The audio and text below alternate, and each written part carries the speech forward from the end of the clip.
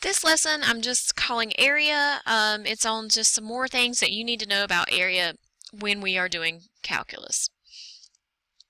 So the first thing is remembering that same thing that I kind of open up with in several videos. And if I have a graph of F and I want to know the area from A to B, this area here, that is the integral from A to B of f of x dx. And we've been working with that for a while, but just as a reminder, that is the idea. Okay, so now let me say, what if we wanted this area? So let me give you a graph. And so this time, this is a little different because I actually have two functions in here. Everything we've dealt with so far has had one. And so I don't want the area between a function and the x-axis. I want the area between these two functions. The first thing that you need to note is when you have this type of situation, you may know what this intersection point and this intersection point, where those occur, the A and the B, but a lot of times you will have to find those using your calculator. So I'm going to make a note over here, find A and B by, if you're having to do it by hand, you'll have to use substitution. If you have a calculator and it's a calculator active type problem, you can do by calculate or second calculate, I guess, number 5, which is the intersection.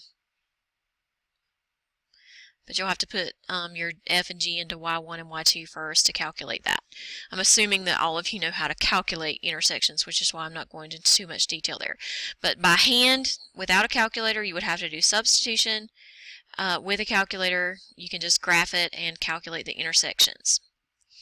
But, okay, back to the idea here. I want this area between them. It's always what is on top. So this one is on top, that's our f, minus what is on the bottom. This is our g. So I'm doing the integral from a to b of f of x dx minus the integral from a to b of g of x dx. So top minus bottom. And, you know, we talked about properties in our last lesson. This could have been written together, and you may be able to work it just fine writing them together. It depends on what you're given. So in other words, I could have said the integral from a to b of f of x minus g of x.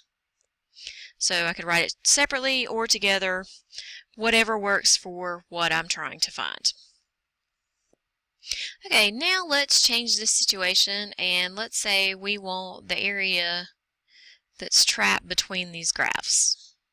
This nice butterfly wing area or something. What we have to do here, we'll have to do two separate situations, because in this first section, the G is on top and the F is on the bottom. In the second part, the F is on top and the G is on the bottom. So you actually have to do the two parts and add them together.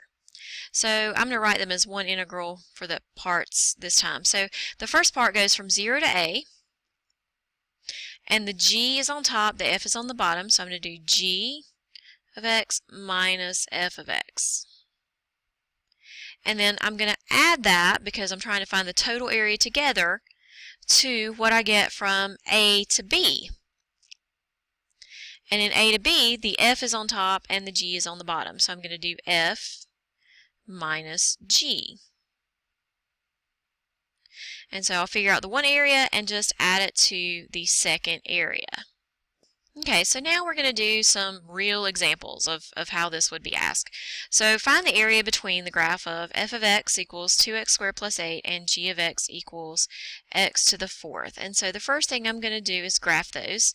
And pardon my sketching, I'm sure it's not going to be perfect on here.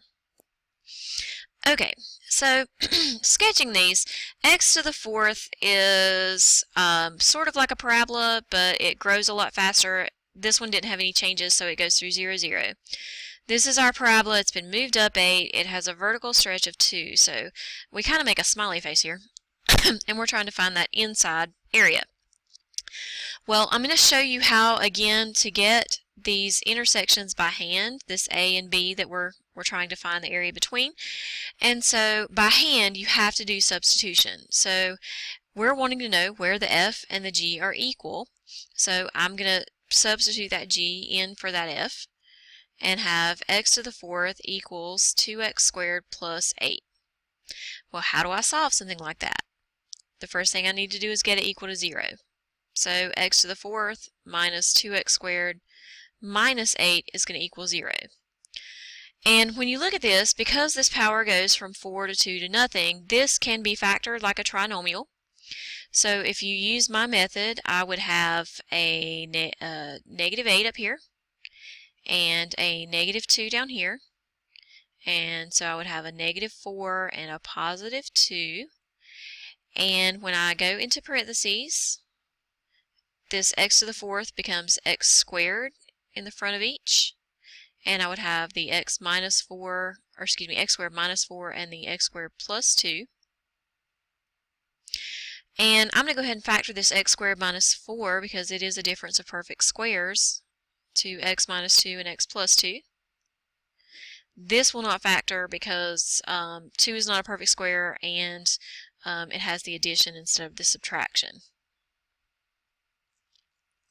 So if I go to solve these, if I set these equal to 0, I'll get x equals 2, x equals negative 2, and then with this one I would get i's. X would equal the square root of negative 2, and so we're not dealing with that, we're dealing with just real numbers.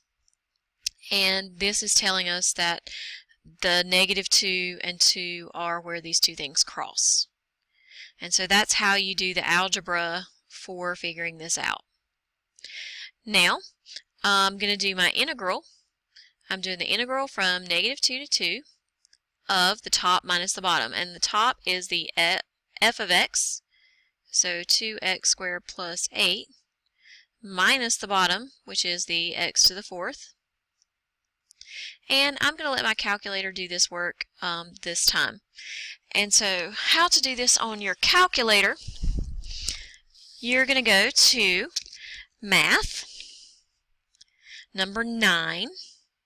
It says FN int, and it should come up and look like an integral when you type that. And then you want to type everything just the way you see it. So negative 2 and 2 are your limits. Then type in your 2x squared plus 8 minus x to the fourth. And then if you'll notice beside the d there's a blinking box. You want to put an x in there because x is our variable in the calculator. And everything should look like your integral. If you hit enter, you get 29.866. And again, go to 3 decimal places so that you get it all right. And so that's how we do it in our calculator. And again, this is how you would find those intersection points by hand. You could also work this by taking the antiderivative, using the fundamental theorem, and plugging in the 2 and the negative 2. I just wanted to take this opportunity to show you how to do it in your calculator. But this one can be completely worked by hand, and it's not that big of a deal. It's pretty simple to do. Okay, our second example says to find the area of the closed region to the left of the y-axis bounded by f of x equals negative tangent x and g of x equals 2x to the fourth. And so sometimes there are more than one region between the two graphs, or there is more than one region between the two graphs, and they have to describe which one they want. And so this is a case like that. So really pay attention to the wording of the question and make sure that you are taking everything that they give you into account. And so let's sketch this one real quick. Okay, this is really not my best drawing, but you know, an x to the fourth is sort of like a parabola, but it's going to grow a little faster. It's going to be flat around 0. I've done an absolutely terrible job, but you get the idea. And then your negative tangent is your tangent graph flipped, and again, I've got some wavy lines going on. But if you'll graph it in your calculator, you'll see it's a lot nicer to look at. But because they want the region to the left of the x-axis, they're talking about this little enclosed region. Had they said to the right, then you would be talking about over here. And they don't cross again, so they would have given you a place to stop. They would have said from 0 to 7 or something like that. So because they described this region, that's where I'm going to go. And again, I need to use my calculator to calculate the intersection here. You want to again make sure you're in radians, and this is actually a very small region, so your window may be too big. You want to maybe zoom in or choose a very small window. When you calculate that intersection, you get the intersection point to happen at negative 0.8834, and I'm keeping more than 3 decimals in the middle of the problem just so I don't have too much error at the end. And they also cross at 0 because the tangent of 0 is 0, and 2 times 0 to the 4th is 0. So I know that one for sure. Now, in this region, the f is on top and the g is on the bottom. So the tangent's on top, the x to the 4th is on the bottom. So I'm going to set up my integral from negative 0.8834 to 0 of negative tangent minus 2x to the 4th. And this is a good time to use your calculator because you are having to plug in this ugly decimal. So again, math number 9 is where you get the integrand, and you can type it all to look exactly like it does on your screen. And hopefully you get it to be 0.239 or 0.240. Either one of those would be an acceptable answer. And so since we're talking about the area between graphs, we've done some generics and some real world ones. That concludes this lesson.